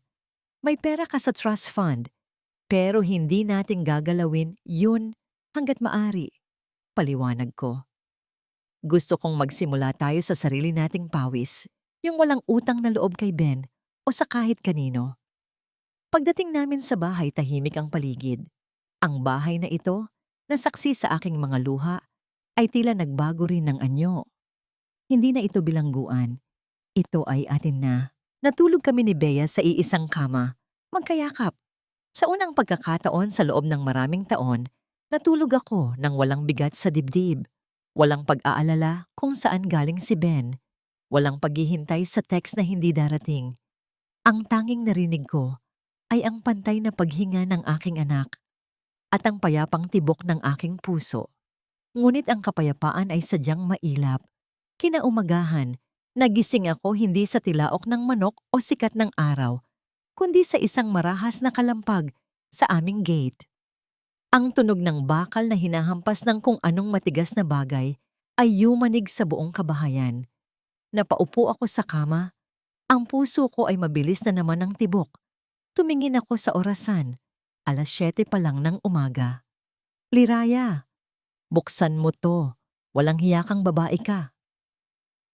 Ang boses na yon. Kilalang kilala ko ang boses na yon.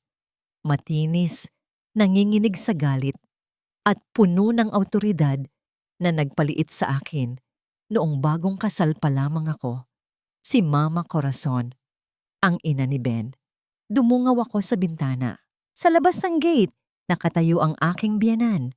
Nakasuot siya ng itim na damit na parabang may lamay at kasama niya ang 2 pa niyang anak na babae. Ang mga hipag ko na kailanman ay hindi naging mabuti sa akin. "Lumabas ka dyan!" Sigaw ulit ni Mama Corazon habang hinahampas ng payong ang aming gate. "Ilalabas ko ang asawa mo sa kulungan at ikaw ang ipapakulong ko. Magnanakaw, mang-agaw ng yaman." Tumingin sa akin si Bea. Gising na rin at bakas ang takot sa mukha. "Ma," si Lola. Huminga ako nang malalim at tumayo. Inayos ko ang aking damit. "Dito ka lang, Bea." Utos ko ng mahinahon. "Huwag kang lalabas." "Pero ma," "Away yan," nag-aalalang sabi niya. Lumingon ako sa kanya at ngumiti. Isang ngiti na wala ng bahid ng takot. "Hindi anak, hindi ito away," sagot ko habang naglalakad palabas ng kwarto. "Ito ay pagliligpit ng huling kalat." Bumaba ako ng hagdan. Bawat hakbang ay may kasamang desisyon. Tapos na akong yumuko sa asawa ko. At lalong tapos na akong yumuko sa pamilyang lumikha sa halimaw na yon. Binuksan ko ang pinto ng bahay at naglakad patungo sa gate. Ang init ng araw ay sumalubong sa akin. Kasabay ng naglalagablab na galit ng babaeng nasa labas. Handa na ako. Binuksan ko ang maliit na pinto sa aming gate. Sapat lamang upang makita ko sila, ngunit hindi sapat upang makapasok sila ng basta-basta. Sa harap ko ay nakatayo si Mama Corazon. Ang kanyang muka ay nilukot ng matinding puot na mas mainit pa sa sikat ng araw sa silangan. Sa likuran niya, ang dalawa niyang anak na sina Marites at Susan ay nakapamewang, tila mga asong naghihintay ng utos ng kanilang amo upang sumunggab. Dati, ang presensya nila ay sapat na upang payukuin ako sa takot. Dati, ang bawat taas ng kilay ni Mama Corazon ay nagpapakabog ng dibdib ko. Nag-iisip kung anong pagkukulang na naman ang nagawa ko. Ngunit ngayon, habang tinititigan ko ang nanginginig niyang mga labi at ang namumula niyang mukha, wala akong naramdaman kundi awa. Awa para sa isang inang nabulag ng pera at pinalaki ang anak sa kasinungalingan. Lumabas ka rin. Asik niya. Ang kanyang hintuturo ay halos dumuro sa aking ilong. Anong karapatan mong ipakulong ang anak ko? Asawa ka lang. Hindi mo alam kung gaano kahirap palakihin si Ben, tapos sisirain mo lang ng ganyan? Nananatili akong kalmado. Ang aking mga kamay ay magkahawak sa aking likuran upang pigilan ang panginginig. Hindi ng takot, kundi ng gigil na ilabas ang lahat ng hinanakit na kinimkim ko ng 2 dekada. Hindi ako ang sumira kay Benma.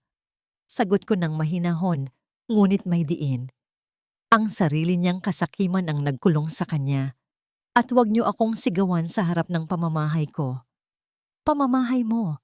Singhal ni Marites, ang panganay na kapatid ni Ben na laging humihingi ng pambayad sa kuryente noon. Kapal ng mukha mo. Bahay ito ng kapatid namin.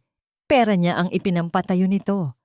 Kaya lumayas kayo ng anak mo bago pa kami tumawag ng barangay. Akmang itutulak nila ang gate upang puwersahang pumasok, ngunit mabilis kong iniharang ang aking katawan.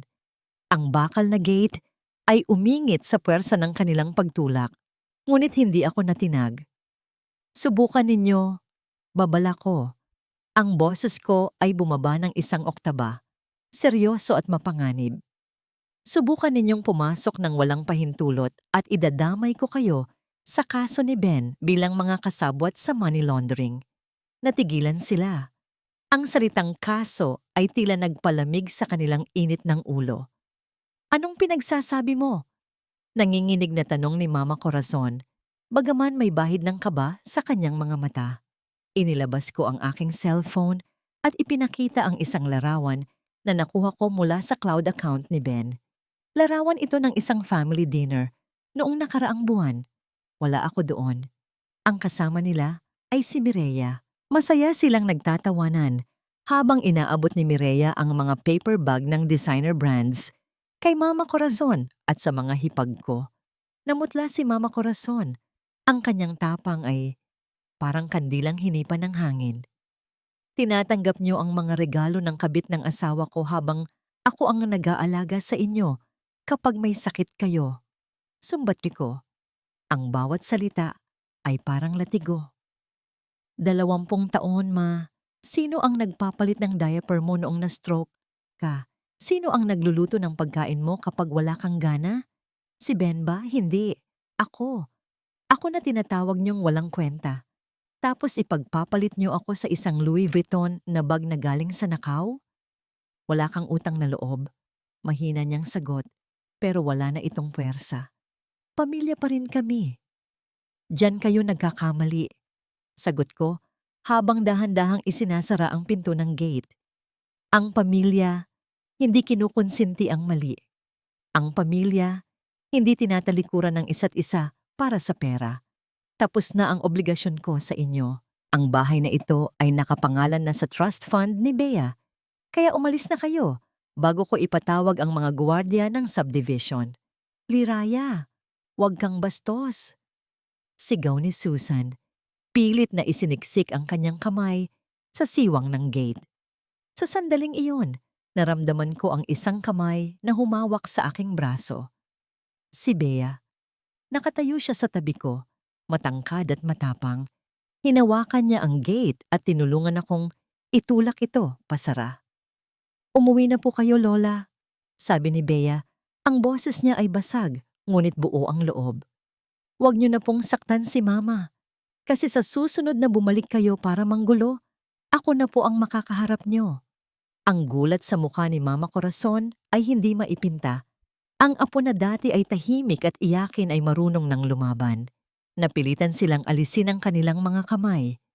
Ang tunog ng pagsara ng lock ng gate ay ang pinakamasarap na musika sa aking pandinig.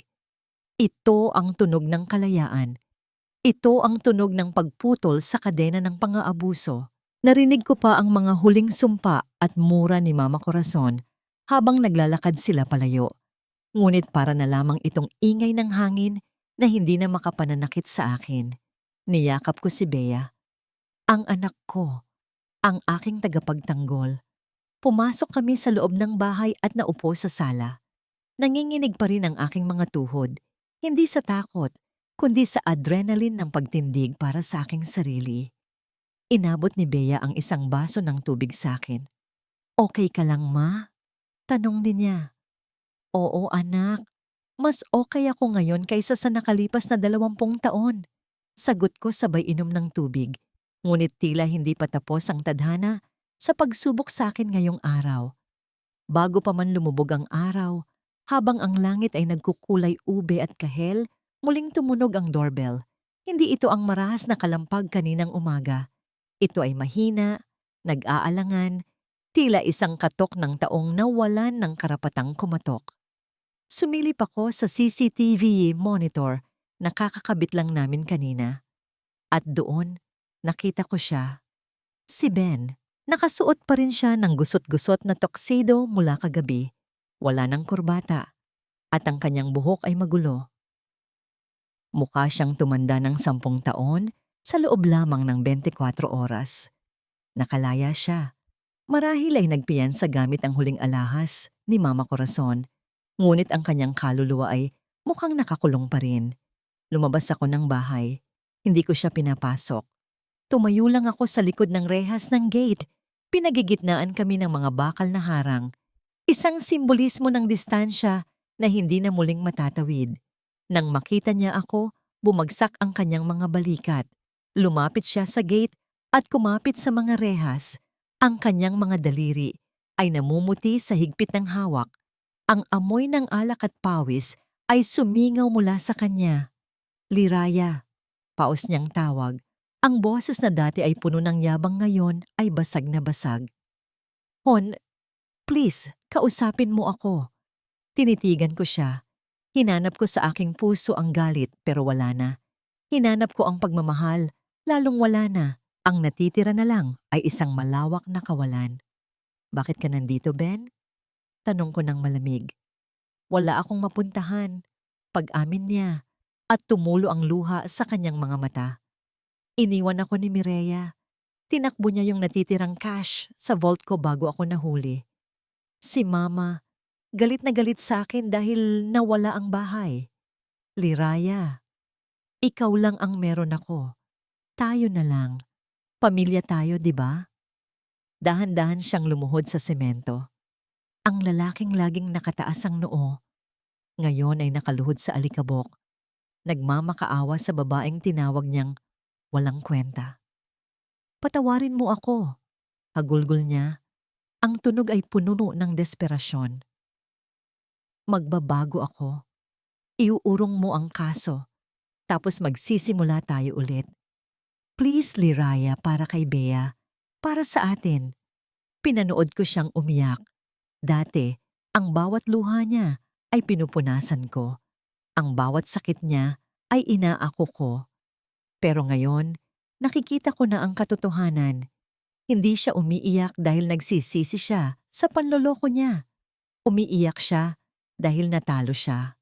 Umiiyak siya dahil wala na siyang masisilungan.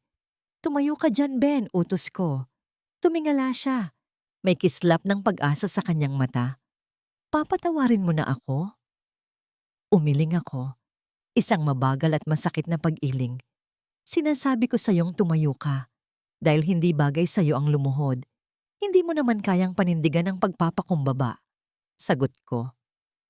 Nagtatanong ka kung may pag-asa pa, kung may patawad pa. Lumapit ako ng kaunti, sapat lang para maamoy ko ang baho ng kanyang pagkatalo. Ben, noong nasa ospital ang anak mo at nagmamakaawa ako sa'yo, nasaan ang awa mo?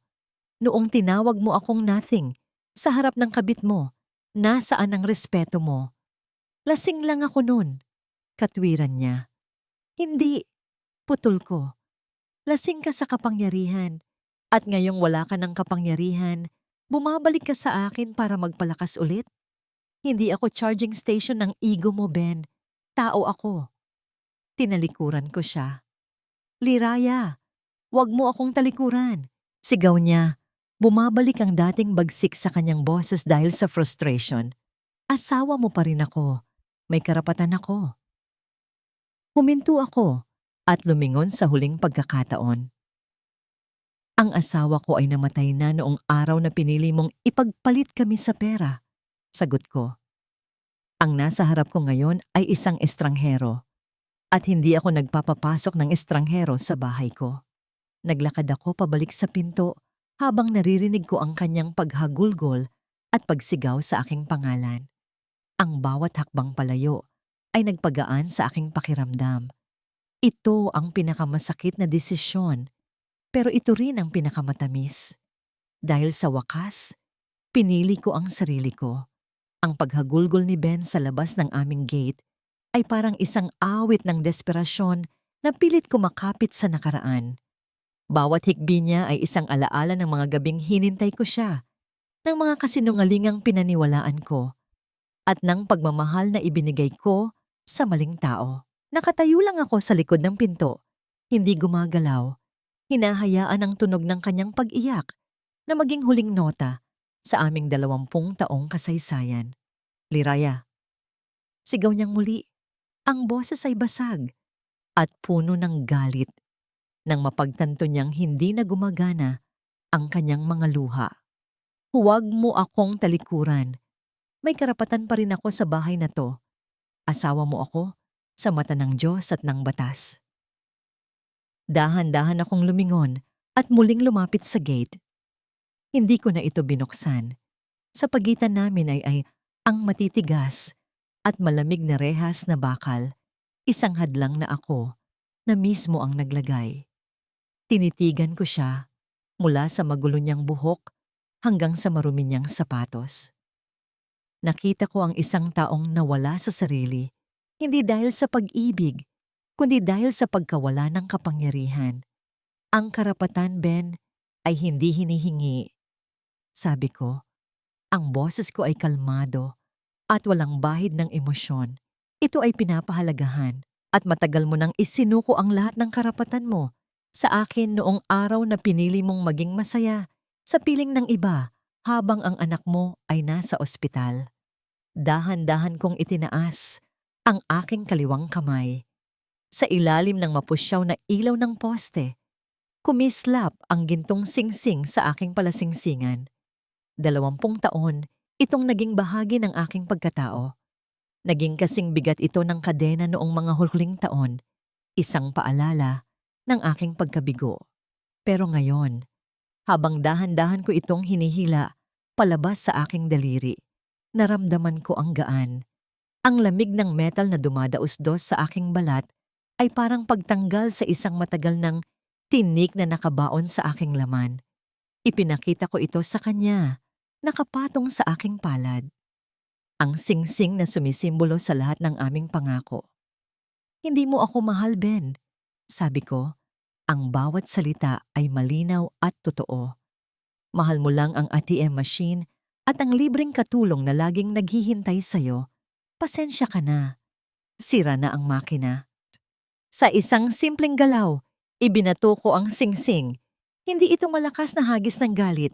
Ito ay isang simpleng pagbitaw.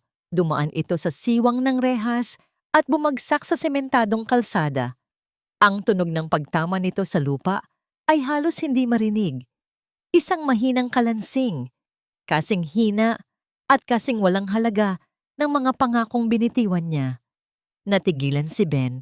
Ang kanyang mga mata ay sinundan ng paggulong ng singsing hanggang sa huminto ito sa tabi ng isang tuyong dahon. Tumingin siya sa akin. Ang kanyang bibig ay bahagyang nakabuka. Hindi makapaniwala sa aking ginawa. Ang huling simbolo ng aming pagsasama ay nasa lupa na, kasama ng dumi. Tapos na tayo, Ben, sabi ko. Tinalikuran ko na siya ng tuluyan. Hindi ko na pinakinggan ang kanyang mga sigaw o pagtawag. Naglakad ako pabalik sa pinto ng aming bahay.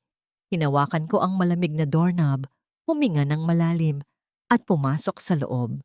Ang pinto ay sumara ng may bigat at lakas. Ang tunog nito ay hindi tunog ng galit, kundi tunog ng isang tuldok. Ang huling tuldok sa pinakamahabang kabanata ng aking buhay. Sa loob ng bahay ang katahimikan ay sumalubong sa akin. Nakita ko si Bea na nakatayo sa paanan ng hagdan. Ang kanyang mga mata ay puno ng luha. Hindi na ako nagsalita. Lumapit ako sa kanya at niyakap siya ng mahigpit. Doon, sa yakap ng aking anak, bumuhos ang lahat. Umiyak ako. Umiyak si Bea. Hindi ito iyak ng pighati o kalungkutan. Ito ay iyak ng paglaya. Ang bawat patak ng luha ay naghugas sa sakit, sa puot, at sa 20 taon ng pagtitiis. Ang bigat na matagal kong pasan-pasan sa aking dibdib ay unti-unting nawala, napalitan ng isang pakiramdam ng kapayapaan na hindi ko pa naramdaman kailanman. Nang maubos na ang aming mga luha, hinawakan ko ang mukha ni Bea. "Okay ka na?" tanong ko. Tumango siya sabay ngiti. "Okay na, okay ma. Kasi sa wakas, atin ka na ulit." Ang mga salitang yon ay tumagos sa aking puso. Pumasok ako sa banyo at humarap sa salamin. Ang babaeng nakatingin pabalik ay may namumugtong mga mata at magulong buhok. Ngunit sa kabila ng lahat ng yon, may nakita akong bago. Isang kislap ng pag-asa, isang ningning ng katatagan. Kumuha ako ng basang bimpo at dahan-dahang pinunasan ang aking mukha. Tinanggal ko ang mga bakas ng luha, ang mga bakas ng nakaraan. Habang tinititigan ko ang aking refleksyon na wala ng anumang bahid ng pait, isang ngiti ang unti-unting gumuhit sa aking mga labi. Hindi ito pilit, hindi ito para sa iba. Ito ay isang tunay na ngiti mula sa puso, para sa sarili ko. Sa unang pagkakataon sa loob ng maraming taon, nakita kong muli si Liraya. Hindi si Mrs. Alvarado, kundi si Liraya, ang babaeng handa ng harapin ang bukas, mag-isa ngunit buo. Tumungaw ako sa bintana ng aming sala. Sa labas, wala na si Ben. Ang naiwan na lang ay ang tahimik na kalsada at ang gintong singsing na kumikinang sa ilalim ng ilaw ng poste. Naghihintay na walisin kasama ng mga basura sa umaga. Isinara ko ang kurtina. Ang nakaraan ay nasa labas na. Ang kinabukasan ay narito sa loob, naghihintay. 3 taon ang lumipas mula sa gabing iyon. 3 taon. Sa loob ng 3 taon, ang mga sugat na inakala kong hindi na maghihilom ay naging mga pilat na lamang, mga paalala, hindi ng sakit, kundi ng katatagan. Nakatayo ako sa harap ng floor-to-ceiling na bintana ng aking opisina sa pinakatuktok ng isang gusali sa Bonifacio Global City. Mula dito, tanaw ko ang buong syudad na unti-unting nilalamon ng takip silim. Ang mga ilaw mula sa mga sasakyan at gusali ay nagsisimulang kumislap, parang mga bituin na bumaba sa lupa. Ang amoy ng sariwang kape mula sa aking tasa ay humahalo sa malamig na hangin mula sa central air conditioning. Ito ang aking kaharian. Isang kahariang itinayo ko hindi mula sa yaman ng iba, kundi mula sa sarili kong dugo, pawis at talino. Ang Quintos Human Resource Consultancy ay hindi na lamang isang pangarap. Ito na ang isa sa pinakarespetadong pangalan sa industriya. Ang mga kumpanyang dati ay kliyente ni Ben, ngayon ay kliyente ko na. Ang pag-ilaw ng screen ng aking telepono ay umagaw sa aking atensyon. Isang video call mula kay Bea. Sinagot ko ito at isang masayang mukha ang bumungad sa akin. Nakasuot siya ng toga. Ang kanyang mga mata ay nagniningning sa tagumpay. Ma, cum laude ako. Masaya niyang balita. Ang boses niya ay umaalingaw-ngaw sa kabilang linya. Salamat sa lahat, ma. Kung hindi dahil sa'yo, hindi anak. Putol ko sa kanya. Ang nangiti ay gumuhit sa aking mga labi. Dahil yan sa'yo. Dahil matalino ka at masipag. I'm so proud of you. Nagpaalam kami pagkatapos ng ilang minutong kwentuhan. Ibinaba ko ang telepono at tumingin sa isang litratong nakapatong sa aking mesa. Si Bea, nakangiti habang hawak ang kanyang diploma. Ang kanyang kaligayahan, ang tunay na sukatan ng aking tagumpay. Ang lahat ng hirap ay nagbunga. Naputol ang aking pagmumuni-muni nang marinig ko ang marahang pagbukas ng pinto ng aking opisina. Pumasok si Rafael, ang aking business partner, may dalang dalawang folder. Liraya, tapos na ang meeting sa kabilang building. Sabi niya habang inilalapag ang mga dokumento sa aking mesa. Sila na ang bagong kliyente natin. Good work, Raf, pati ko. Actually, may nakita ako doon na ikagugulat mo, sabi niya. May bahid ng pag-aalangan. Yung guard sa lobby, pamilyar ang mukha. Napakunot ang noo ko. Sino? Si Ben. Hindi ako nakasagot agad. Ang pangalan niya, na dati ay may bigat, ngayon ay parang isang salita na lamang na walang kahulugan. 3 taon na ang nakalipas mula nang huli ko siyang makita sa korte. Nahatulan siya ng 10 taong pagkakakulong. Siguro ay nakalaya na siya dahil sa good behavior. Mukhang tumanda siya ng husto. Patuloy ni Rafael. Pumayat. Namuti na ang buhok. Nakatingin lang siya sa sahig habang dumadaan ako. Hindi ko alam kung nakilala niya ako. Tumango lang ako. Walang galit, walang awa. Tanging isang blangkong pakiramdam ng pagtanggap sa naging kapalaran niya.